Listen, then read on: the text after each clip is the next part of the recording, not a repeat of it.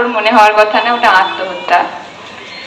তারপর ওনারা যাওয়ার পর অমানবীয় করতে দেওয়া হয়নি।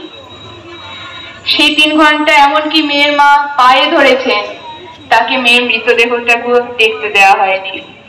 তারপর আমরা কি দেখলাম, সেই সময়ে ভিতরে সেই ক্রাইম সিন যেটা তখন সুরক্ষিত হয়ে যাওয়ার কথা, পুলিশের সেই জায়গাটাকে ঘিরে দেওয়ার কথা, সেইখানে ভিডিও বেরিয়ে এলো মিটিং বসেছে। কারা আছেন সেই মিটিং এ?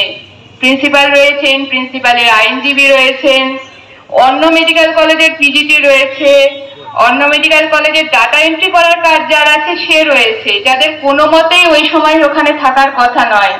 এমনকি যখন মেয়ের বাবা মা অব্দি জানতে পারেননি, দেখতে পারেননি নিজের মেয়ে।